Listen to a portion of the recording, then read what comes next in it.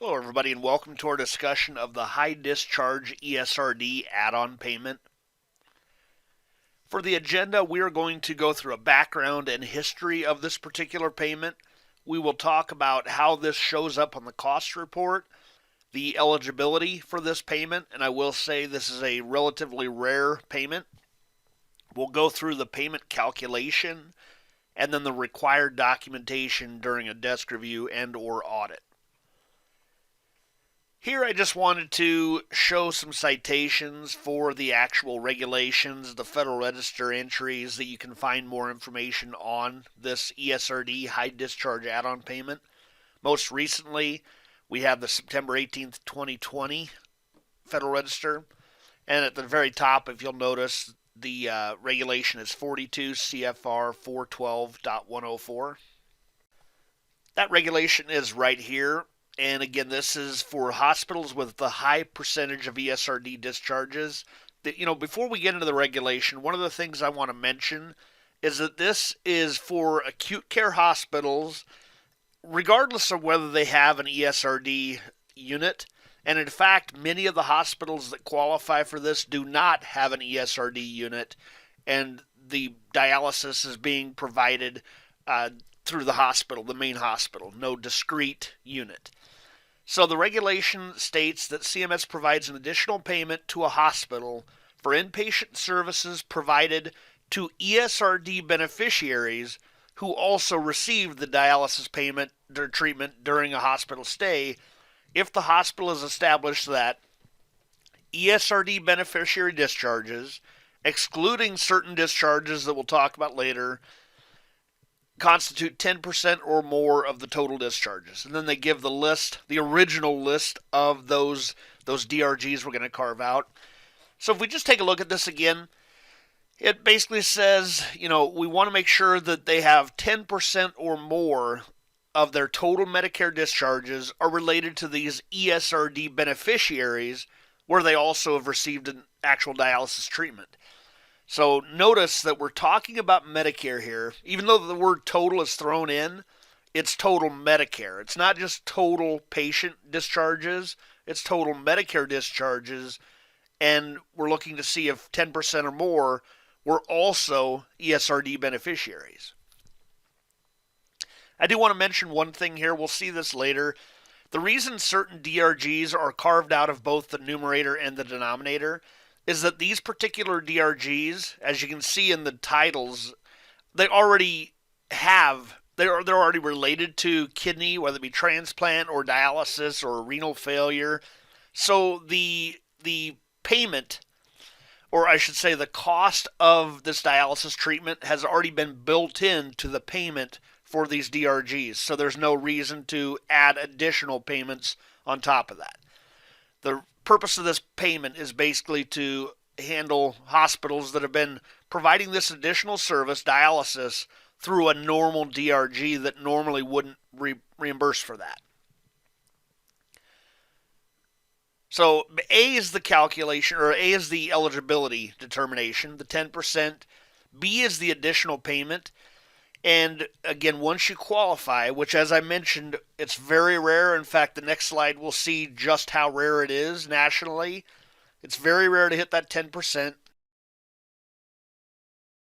But once a hospital does qualify for it, we get into the additional payment calculation. This will make a little bit more sense once we get into the actual cost report, but at this point we're just looking at the regulation. So we're saying that the payment is based on an estimated weekly cost of dialysis that's determined by CMS and the average length of stay for these ESRD beneficiaries. So that's what it's based on. We'll see that a little bit later. And here they tell you how they've determined that weekly cost of dialysis.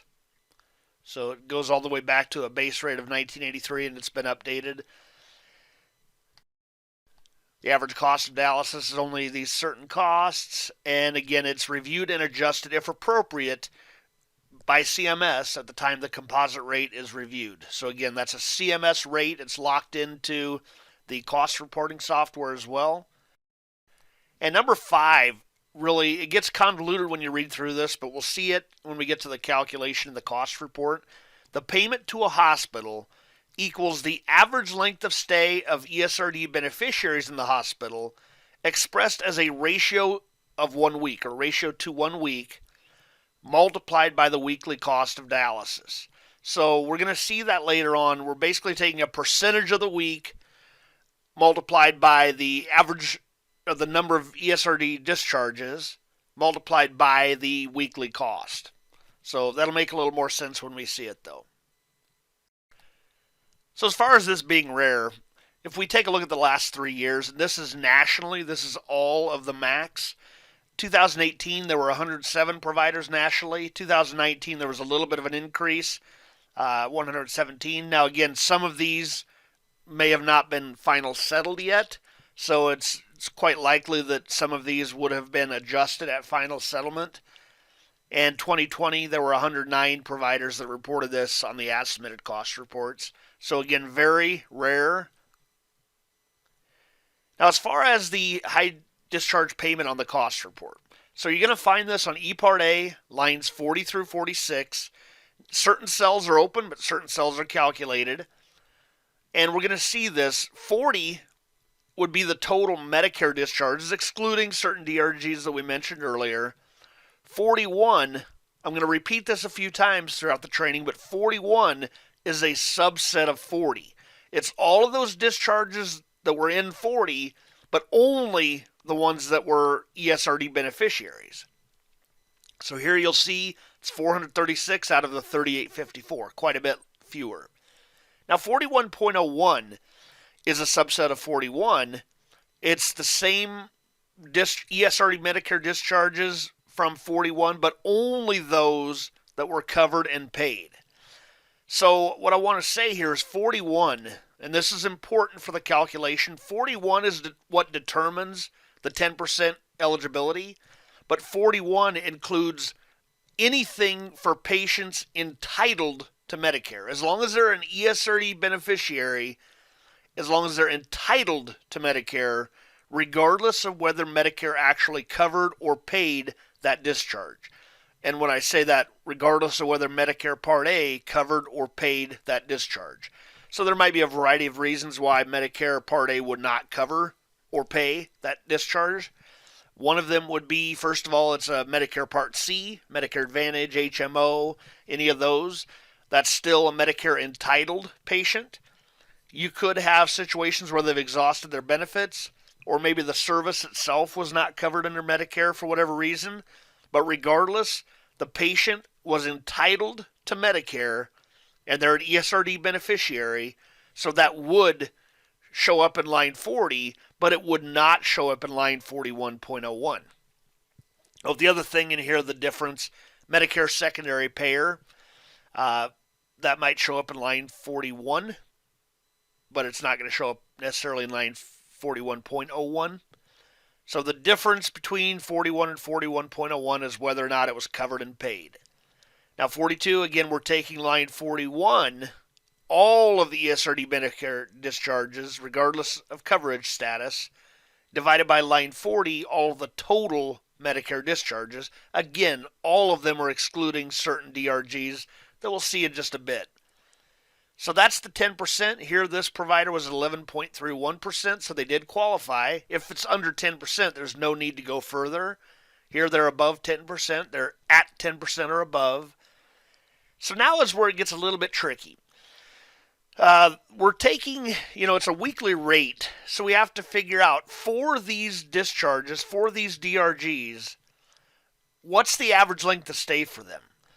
And, if it was a perfect week, if every single discharge that happened in this hospital was exactly 7 days, then this would be no concern at all, no question. You'd just take the number of discharges multiplied by the weekly rate. But obviously that'd be very rare for every single discharge to be exactly 7 days. So that's where this calculation comes into play. You take the ratio of the average length of stay to 1 week. So the average length of stay is line 43, total days, ESRD Medicare inpatient days, divided by line 41, the total Medicare ESRD discharges, and we're going to divide it by 7 days to see how close to an average weekly length of stay there is. In this case, it's pretty close. It's about 97% of a week. That's the average length of stay.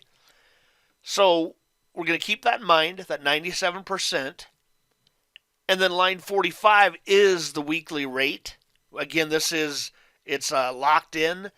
When I say locked in, it's a rate that's not calculated at final settlement. It's an enterable field, an inputable field, but it's a locked amount, so you have to enter this certain amount. And we'll see that in just a bit here. So that's line 45. Now, the actual payment calculation is going to be this weekly rate multiplied by the percentage of a week for the average length of stay, that's line 44, multiplied by line 41.01, the actual discharges. Again, ESRD, Medicare, covered and paid. You're only getting the payment for those that are covered and paid, but you may at least qualify for the payment based on all ESRD Medicare discharges. But the payment only comes through, Medicare Part A is only going to pay for the things that were covered and paid by Medicare Part A. So, again, what we're basically doing here, we're saying, okay, yeah, you have this many discharges, but again, they're not normally an exact week discharge, so we're not going to give you the full 447.81. Instead, we're only going to give you 97% of that weekly payment rate because the average length of stay is 97% of a week. So that's how this is all calculated. So we're going to go through some of that again, and I wanted to stress a few pieces of it because this is the documentation that needs to be submitted. We need to be able to review this at the time of desk review or audit. And I will say that every single one of these hospitals that report an ESRD high discharge payment, that immediately triggers some sort of review, some level of review, depending on the amount, depending on past history, but it is something that is always going to be reviewed. So if we take a look at the cost reporting instructions, that's what most of this in black is. The first is just the summary. We talked a little bit about that. And by the way, there might also be column 1 and 1.01 if it spans 2 years. So that's another thing to consider here. So line 41.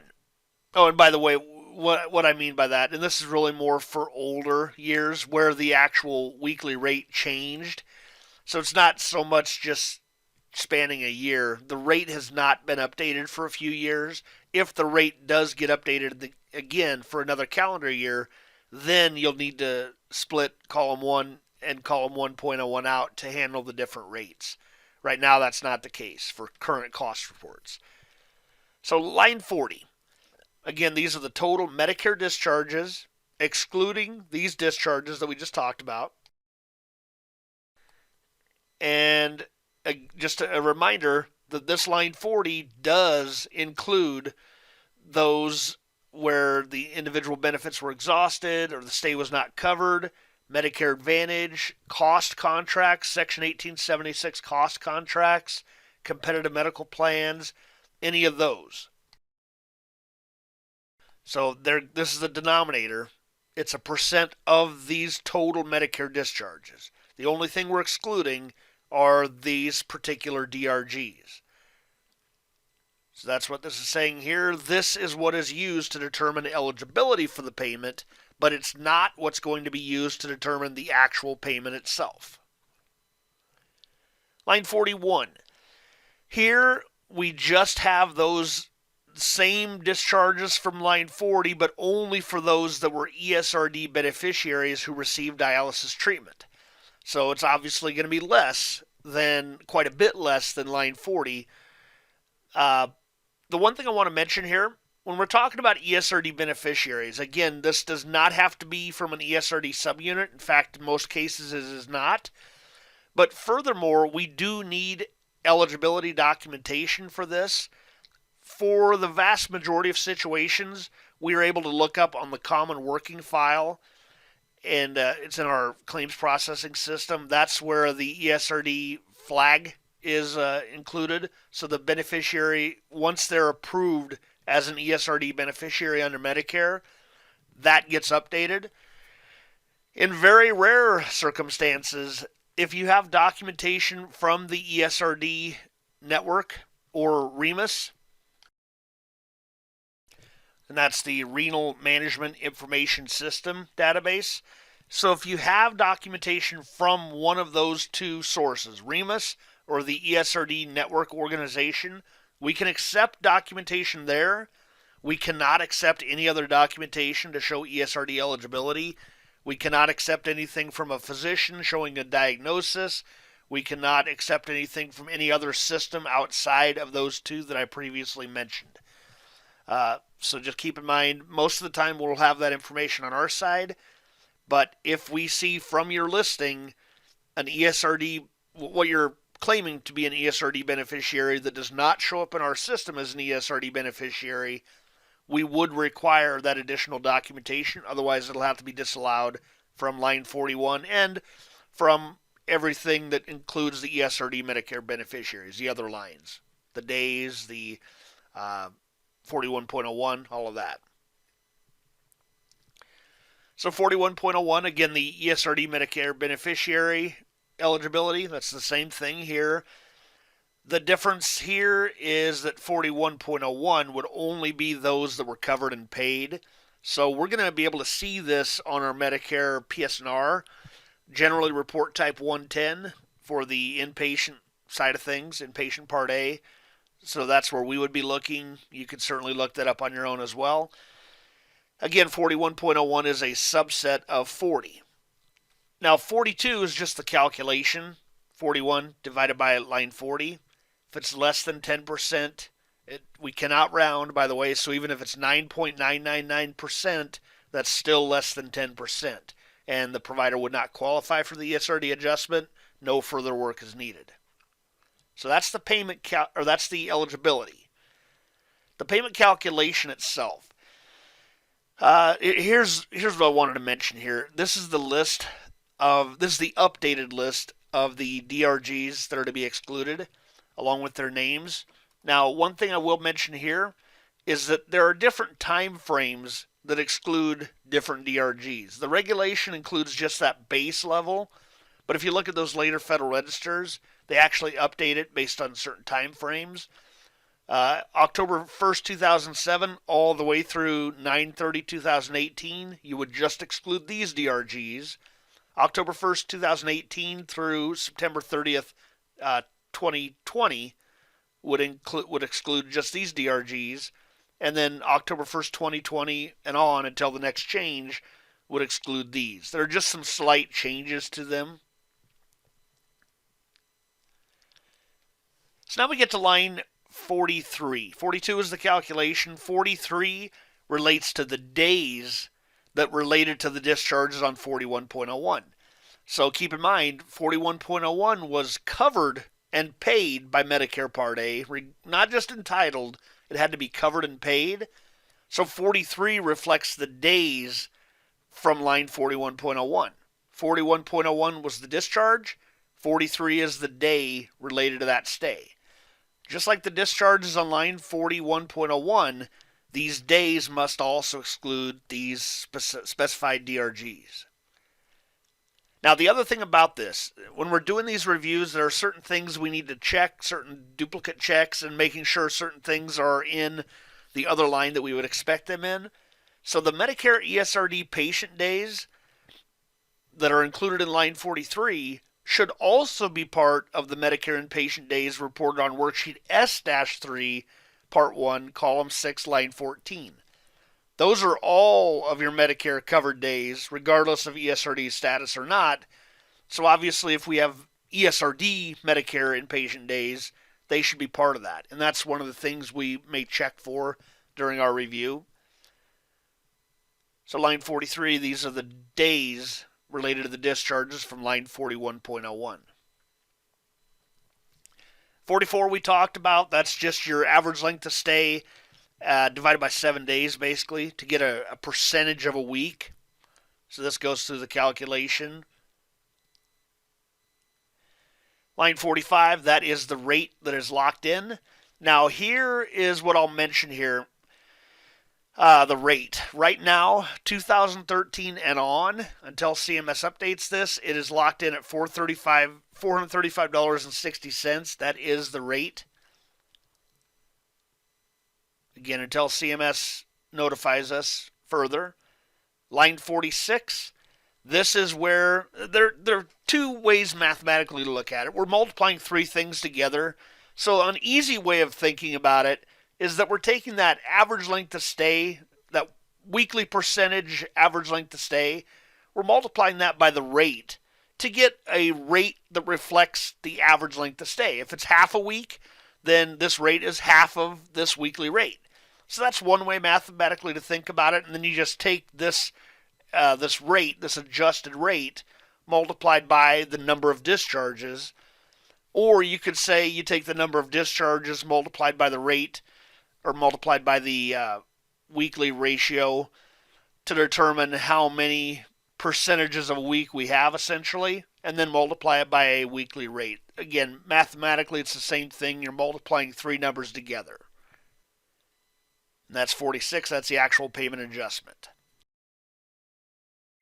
So we're now on to the required documentation that we would be expecting providers to submit, either as submitted, the acceptability of the cost report, or during the desk review or audit. So what we're going to see here is we basically have four different lines that we're concerned with, four different listings potentially. However, what I'm going to tell you is that these could all actually be rolled into one listing if it's done right, if it's formatted right. So, but you could technically separate them out if you'd like as well. There's no specified required format at this point. So we need the listing of total Medicare discharges on E-Part A line 40. Remember, this is regardless of whether they're whether they're covered and paid by Medicare, as long as they're entitled to Medicare Part A. For this reason, you may not find all of this information on a PSNR. Certainly, report type 110 will give you a large chunk of them, those that were entitled to Part A and paid by Part A. Report type 118 will give you those that were HMO or managed care payments, Medicare Advantage. So that's Medicare Part C. And then 11A, report 11A will give you those that were related to Medicare secondary payer. So when you take all of those, that should make up a pretty good chunk of what's on line 40. However, there likely will be others that we have no way of seeing on our side through PSNR. So those would be the exhausted benefits. Those would be the cost contracts. They're like an HMO, but they're not currently reported on report type 118. So any of those situations and competitive medical plans, that's another one. So this listing should include all of those. And we're going to be sampling it. We'll look at what documentation we do have. We'll ask you for any questions that we may have. You would also need a listing of line 41, the total ESRD Medicare discharges. Remember, that's a subset of line 40. So if it's done right, these could be the same listing. We just need some sort of indicator that for a particular Medicare discharge on line 40, hey, it's also on line 41 because it was an ESRD approved beneficiary. Then we would need the line 41.01, which, remember, that's a subset of line 40, but it's only those that are covered and paid. So it could be the exact same listing as the first two, as long as there's a covered/paid indicator showing us that out of these line 41 patients, these particular ones were covered and paid by Medicare. And of course, we would be reviewing that to make sure it's accurate as well. So as I said, these three can and really should. It'll save both your time as well as our time as auditors. These three can and should be the same listing with identifiers of ESRD eligibility and Medicare coverage/payment. Now, I will tell you that one of the elements that's required for this list of discharges would be the dates of service, because obviously we need to pull any sort of sample, to do any sort of verification. We certainly need to know the dates of discharge to make sure it's accurate. The good news is, if the dates of service are included, this also calculates the days for us. The days are going to go on line 43. Remember, those are the days related to line 41.01 discharges. So we have that. That's your listing for the days, essentially, instead of having a completely separate listing for that. Now, the other thing, one of those requirements was, it's twofold. I talked about how the total Medicare days on line 43 must also be on worksheet S-3, the total days column. But the same thing applies for the Medicare discharges. In fact, this is something we absolutely have to review. The listing of the total Medicare discharges on line 41.01, covered and paid. This should be a subset of your covered and paid total Medicare discharges on S-3 Part 1, line 14, column 13. So the good news is, out of line 41, actually out of line 40, that's your total Medicare discharges. Some of them are not covered or paid. Those that are not covered or paid will not show up on S-3. Only those that are covered and paid will. However, since we already have a covered paid indicator for our issue down below, we can take all the discharges on line 40 that also have the covered paid indicator, and that really should give us the listing for S-3 Part 1, line 14, column 13. If it doesn't match, we would be asking questions, and if it doesn't match, you need to submit a separate listing showing, what that S-3 number was and really why it differed. But what it boils down to, we'll see in the next screenshot what this could look like. And it'll make it a lot easier to submit the documentation as opposed to having multiple listings sent in. However, I do want to mention that anytime we do the desk review or audit, we're going to be sampling some of these. Now, some of this information can be pulled off of a PSNR, so we might not have any concern with that. But other information, if it's an exhausted benefit patient, we may need to request more documentation from you if that's part of the sample. We'll be requesting the accuracy of the dates, the payers, all of that. So now let's take a look at the template. By the way, this is going to be on the www.wpsgha.com website. Now, again, if it's done right, it can be one listing. We need the name of beneficiary, the Medicare beneficiary number. This is the only way we can actually look up and verify that a particular discharge is legitimate. We also need to know what the admitting DRG or MSDRG was.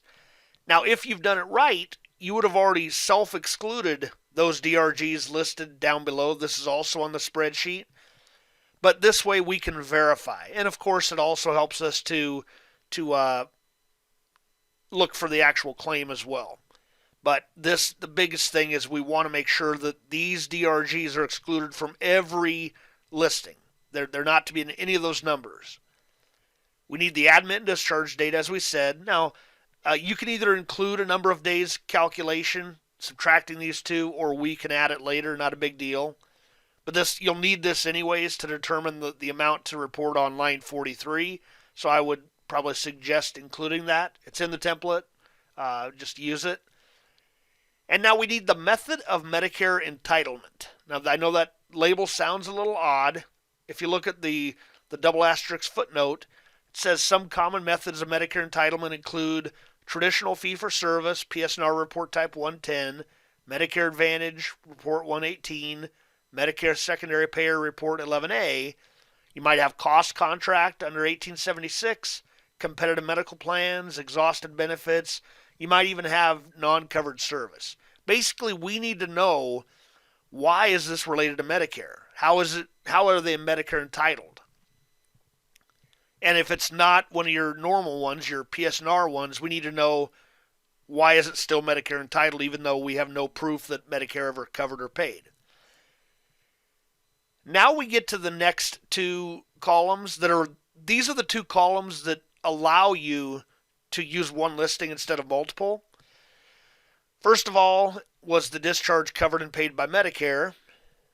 X if yes, or if you put a Y, it's not a big deal. We need some sort of indicator as to whether, yes, this was a covered and paid discharge. And then also we need an indicator as to whether it was an ESRD beneficiary. Using basically these three final columns, we can filter certain ways to get the number that we need for each of those lines: 40, 41, 41.01, and 43. Again, 41 will basically be no filters whatsoever. It's all of the discharges as long as they're Medicare entitled, as long as you've already excluded the DRGs. That's 41. 41.0, or I'm sorry, that's 40. 41 would just be those that were ESRD beneficiaries. So that would be X has, or this last column has to be yes.